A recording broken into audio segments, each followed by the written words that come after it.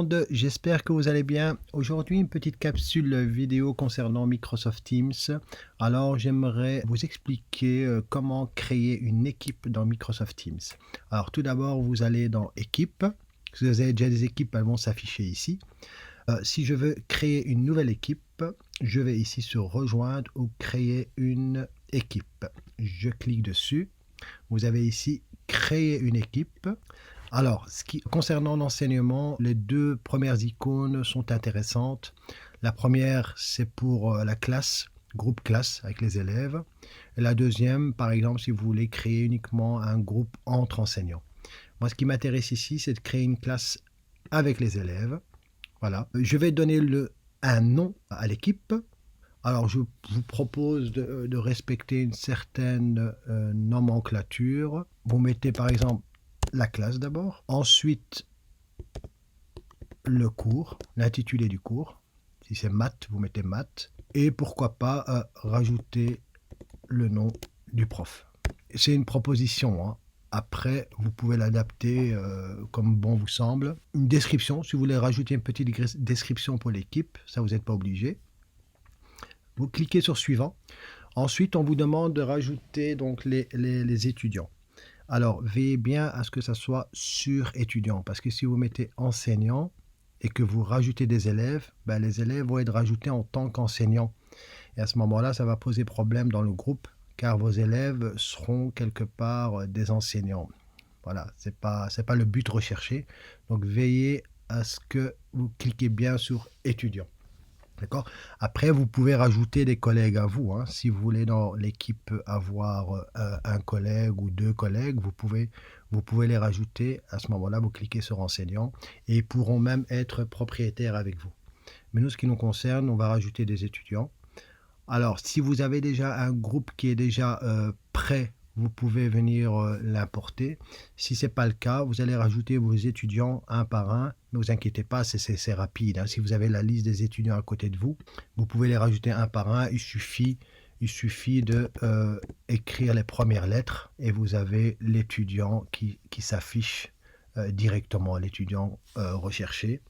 Vous mettez ajouter et l'étudiant est ajouté. Vous pouvez rajouter autant que vous voulez les étudiants. Moi, j'en ai rajouté un.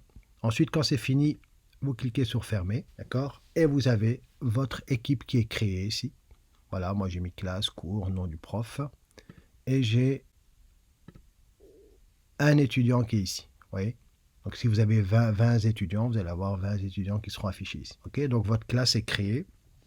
Alors les étudiants, ce qu'ils auront dans leur compte, ils auront la même chose que vous. Donc ils auront l'icône ici avec le nom de la classe. Il suffira aux étudiants de rejoindre donc le groupe et à ce moment-là, vous allez dans Général et vous avez la publication. Vous pouvez communiquer ici avec vos élèves, leur envoyer des messages, etc. Donc ici, on est dans Publication. Okay. L'onglet Devoirs, je l'avais expliqué dans une autre vidéo. Je vous invite d'ailleurs à aller la regarder. Donc notre classe est créée. Alors ce que vous pouvez rajouter ici aussi, ce sont des canaux dans votre classe. Donc le canal général, il est mis par défaut. Donc, vous avez publication, fichier, bloc-notes, devoirs, etc. Vous pouvez même rajouter ici des applications. Mais si vous voulez rajouter des canaux, par exemple, si vous voulez subdiviser votre cours en plusieurs canaux, vous pouvez le faire. Imaginons mon cours, je veux mettre par exemple, pour le cours de maths, je veux mettre un canal algèbre.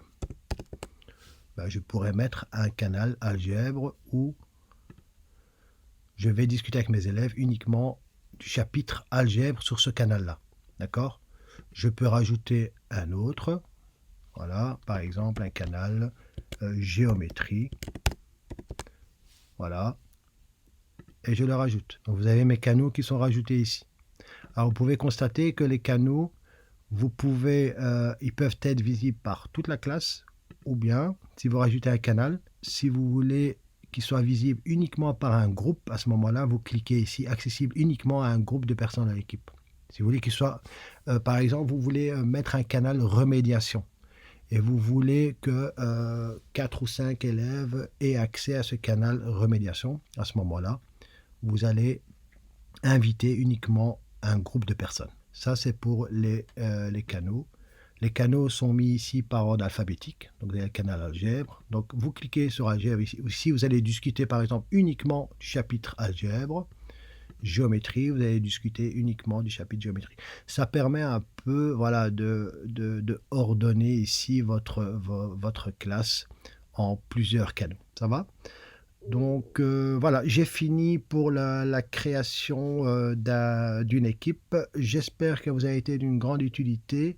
Et comme je vous ai dit tout à l'heure, n'oubliez pas d'aller voir ma vidéo concernant l'onglet Devoir, c'est-à-dire comment créer un devoir, comment le remettre. J'ai fait une vidéo qui détaille tout ça. D'accord? N'oubliez pas aussi de vous abonner si ça n'a pas encore été fait. Et je vous dis à très très bientôt. Au revoir!